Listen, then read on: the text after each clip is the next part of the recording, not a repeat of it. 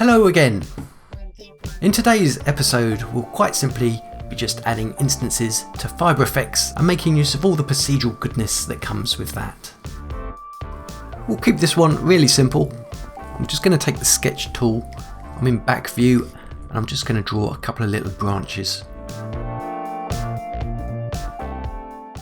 FiberFX only really works on open-ended paths, so these are going to be 2-point polychains, and I'm not going to connect these points here either. Things to know, let's jump over to wireframe mode here. Now these instances will be applied to each of these points, with the exception of the ones at the very end. So it's a good idea to have these spaced out exactly as you want them. There are lots of ways you could do this. I have a copy of EasySpline by TrueArts and it's got this Spline Density, which is pretty great. So I use this quite a lot. So it will resample that curve. So something like 14 is good for this. These are all curves. That's the start point of each curve. So we know this is the base and we're going in this direction. We now need to convert these curves to 2-point polychains, and the easiest way to do that is a free plugin called EF ToggleLines curves.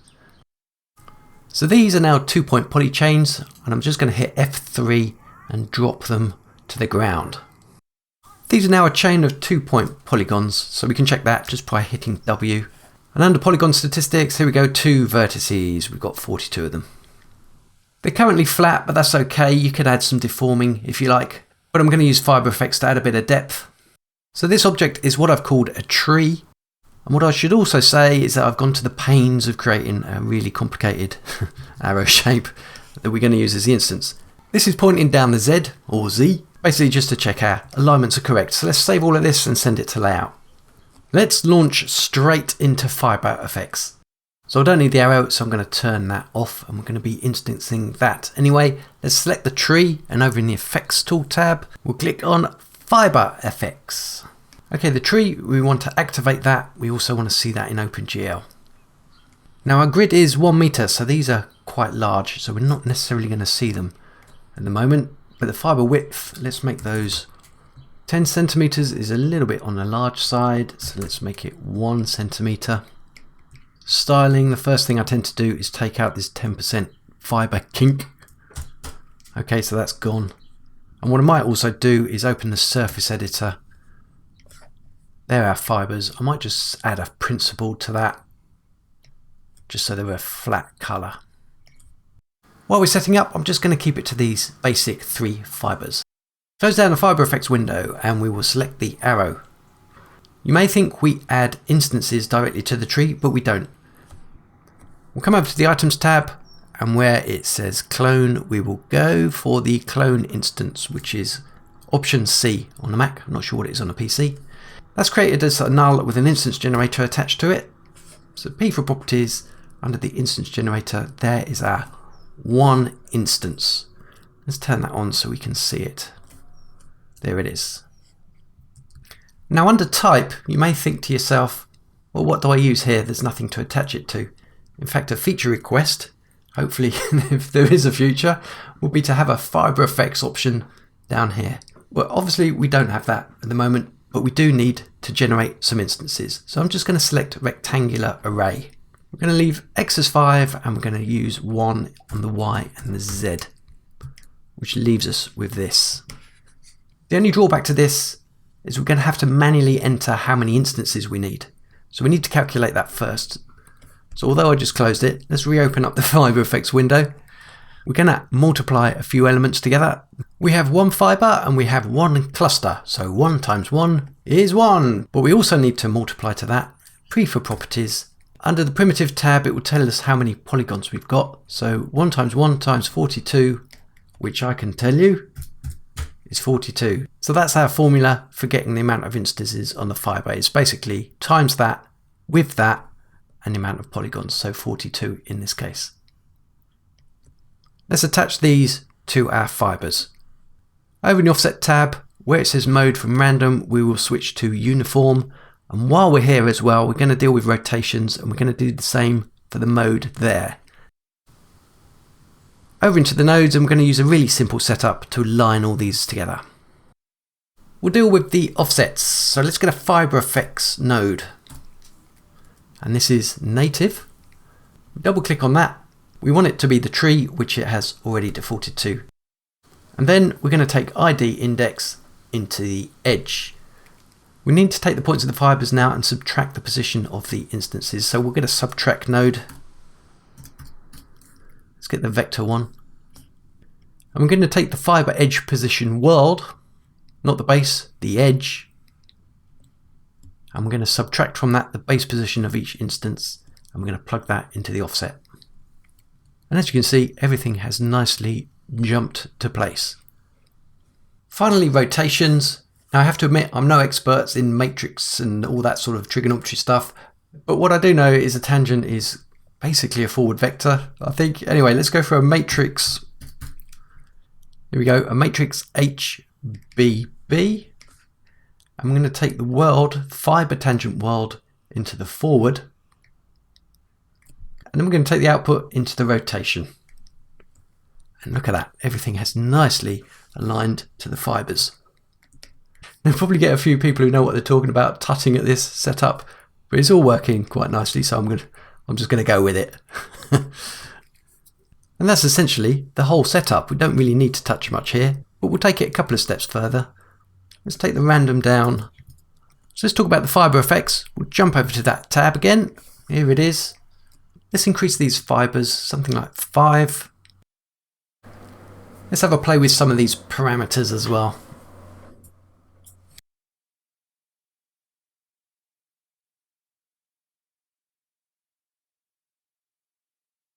This is what we have. We now need these instances to marry up with the fibers. So let's do that little multiplication trick we tried earlier. P for properties, just to remind ourselves of how many polygons there are. So 42. So we're going to go 42, which is already in there, times 2 times 7. And there we go, nicely updated. Let's take the sizes down a little bit. Little gotcha, if we start editing these around, and you'll notice the instances isn't updating, that's because we need to give the timeline a nudge with the arrow keys, and then it will. Or you could keep Studio Live turned on, and that should also do the trick. So once you're set there, we can now select the tree, and should we need to stretch it or rotate it, everything is now rock solid attached to those fibers. Excellent. Let's flesh this out a little more, and I'm going to change the color of the arrows so we can see them a bit more clearly. And let's go back into the nodes of the instance generator. Now let's say we don't want every instance on every point. We want to weight it down a little bit. So there's an easy way. Should we want to do that? Let's get a logic node. And then we're going to take the fixed random, which is basically every single instance mapped between 0 and 1 randomly, this fixed random, into A, and then the output into the weight, and everything will disappear. And what we want to say is if A is less than B, which is 1, have them all in. So we can now use this slider to hit a threshold. Trouble with fixed random is it's exactly that, it's fixed. If you wanted to animate the seed or something, change that. We'd use another approach. Let's go for a random scalar and an add node. I'm going to take the ID into the add, and then that into the seed. And then we'll replace the fixed random there with the output of this. So what this is doing is taking the index and remapping them 0 to 1. There we go. And then if we wanted to change the seed, we just put a number in here. So between that and this, we've got some additional flexibility. I'm not sure if this is a bug, but I had hoped that the Fiber V would work here. It doesn't seem to work in the instance generator. It's okay in the surface editor. Let me just show you what it does. So if we were to bring up, let's say, the width, and we change the layer type to gradient, and we select Fiber V there.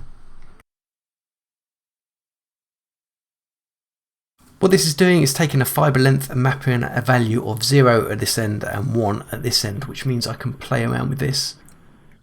as I need. Not just on the fiber width, but any parameter I like. Let's just remove that. Little bug there. Okay, nudge that. But if I was to take the fiber V out of this node and use that logic, then this is having no effect, which is a shame. So I can't use this fiber V to crop along the base and the top end. You may have to get into some modding if you wanted to do that, but that's for another day. Another instance thing to note, if you've got thousands of these things, performance could get a bit choppy. So I would very much suggest using bounding box. Let's bring up the FiberFX panel as something else worth pointing out. As you may be able to see, not all the instances are hitting the points exactly. Now this is because fiber smoothing is set to 2. If we set this to 0, let's remove the weighting. What you should see now is that each instance is on each point of each fiber. However, if we increase the smoothing, it looks nice, but our instances aren't necessarily going to marry up exactly. This is much more obvious if your points are much further apart. I'm going to remove this a second, and I'm going to say we want additional animation on these little instances here. So I'm going to go to the instance generator, and under scale, I'm going to change the mode to uniform. Let's get a procedural node. I'm going to take the value into the scale. And the values I want from between 0.1, let's say, and just 1 to see what's going on. And positionally, let's add a little bit of animation to this. So I'm just going to click somewhere here, linear offset, off we go there.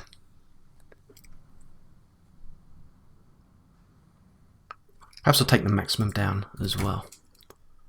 Okay, so that's quite nice, but there is something to be aware of. The animation here is happening before all the nodal offsetting. So this spacing does actually make a difference. So if this X spacing is set to 0, you'll notice they're all pulse at the same time. So if I take it up slightly so there's more space between them, we get more variety. So I could increase this a bit more for a different pattern. And what I could also do, if I turn the nodes off, if I wanted to animate something based on fall off, this is actually an advantage to have them all laid out like this. They don't need to be all in one line either, so if I divide this by 2 and have 2 rows and perhaps slightly bigger Y space, again this will give me a different pattern in animation.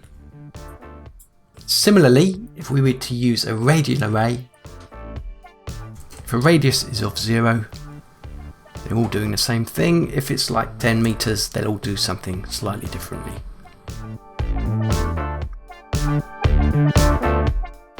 And let's finish with one last tip. Let's add some displacement to this tree.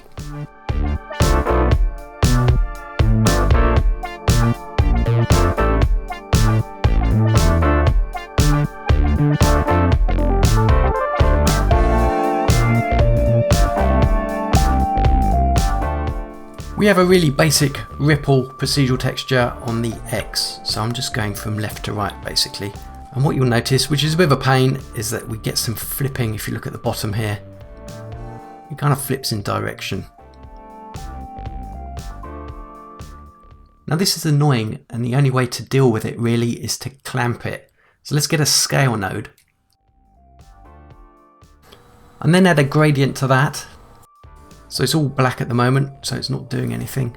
So this is doing everything. If we set this to Y and add a black key right at the base here. If we bring this up slightly, so that will remove any flipping at the base. If it's still causing you trouble, you could always add weights to the ends of each point.